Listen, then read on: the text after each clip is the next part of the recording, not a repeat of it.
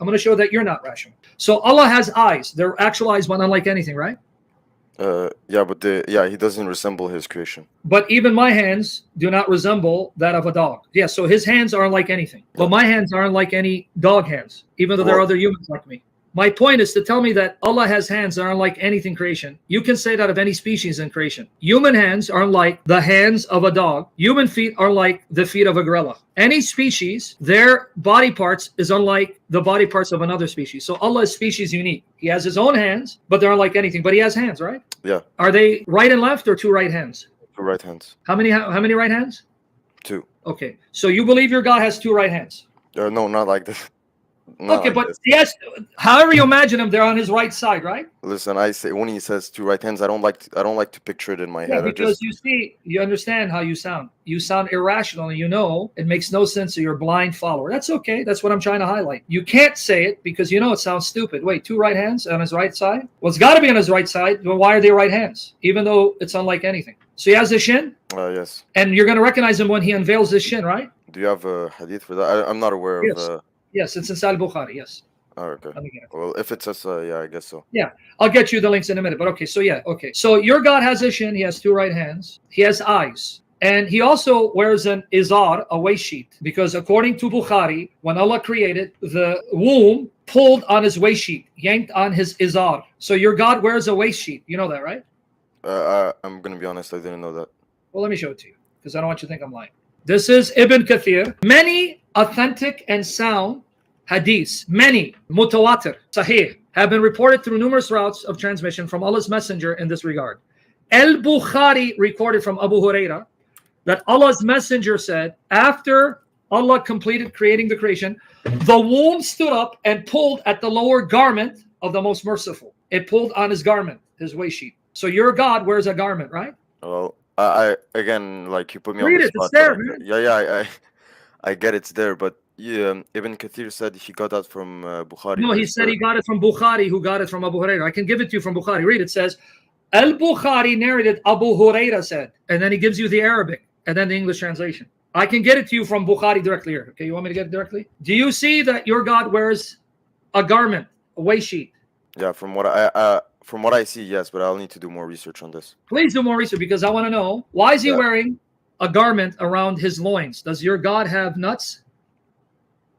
I saw you on the live said that he does, but yes, it does, because the Arabic word haqwa means gonads. Here, the translation is not being faithful to the Arabic. The Arabic is haqwa, meaning gonads. He has nuts. Well, I mean, because I've honestly never heard that before. Oh, it's common to the Muslim scholars. I'm not making it up. You can ask them here. The actual word is here. Here's an actual authentic translation of Bukhari. Abu Huraira narrated on the authority of the Prophet, when God completed creation, the Rahim stood up and seized the loin of the Merciful. Bi haqwa al-Rahman. Haqwa, his loin.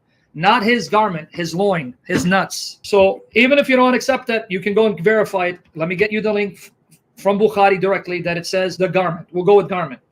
But that means Allah's covering his loins, his lower part. Why? What is he covering? What does he not want you to see? When I wear a garment, it's because I don't want you to see my nuts. Why is your God wearing a garment? What is he covering? What does he not want you to see?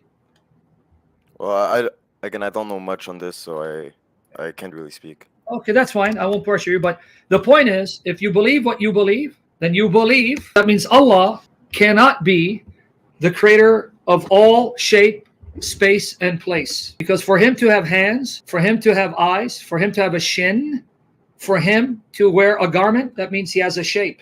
And this shape means he must occupy space. Well, that means that shape is uncreated, and the space he occupies is uncreated. So your God did not create everything. He didn't create his sifat, we won't say body parts, and the space that he occupies to exist. So you got a problem, dude, and you're talking about us Trinitarians. And here's the link. Did you get the link? Narrated Abu Huraira, Allah's Messenger said, Allah created the creation. When he finished from it, his creation, the Rahim, got up, and Allah said to it, stop. What do you want? Got up, stop. What do you want? So conveniently, they took out that it yanked on the garment, but that's fine. You still see it. It said, at this place I seek refuge with you. So point being, go back and see. This is what Bukhari says on the narration from Abu Hurairah, where he got it from Muhammad. So how do you explain the fact that if your God has a garment to cover his body parts, or even a garment, you don't want to say garment, because if I'm wearing a garment, I'm covering something. If I'm wearing shorts, I don't want you to see my nutsack. Your God wears a garment. I don't know why. I do know, but I'm just giving you a benefit of doubt. And I'm going to show you the shin, that he's going to unveil the shin. And he has two right hands. That means he has a shape. And that shape is uncreated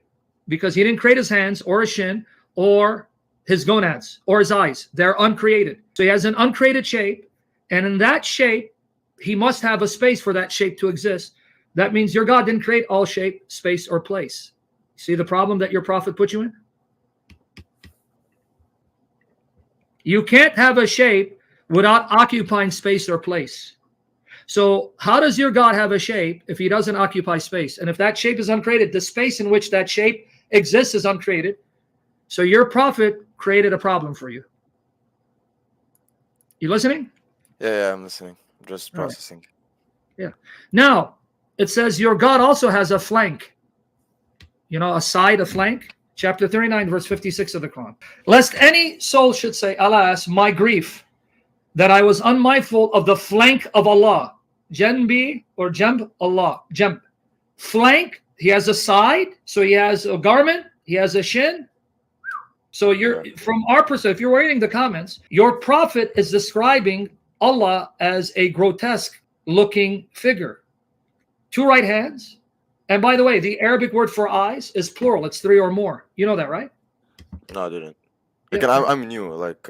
That's okay. Take the article and go back and ask your sheikh the word. Here, let me show it to you. Ask him, say, what does, here when it says, so wait patiently, Muhammad, for the decision of your Lord, chapter 52, verse 48. Let me post it on the screen. 52:48. So wait patiently, O Muhammad, for the decision of your Lord, for verily you are under our eyes. Be ayunina. Ayunina means three or more. It's plural. So how many eyes does Allah have? Multiple, I guess. It's not dual. The dual is ayn. Ayn. It's ayunina, meaning three or more. Here's another one, chapter 11:39. So how many eyeballs does he have, or eyes, that aren't like anything in creation? From what you said, I guess 3. When you want to give up on this religion, dude, it makes no sense.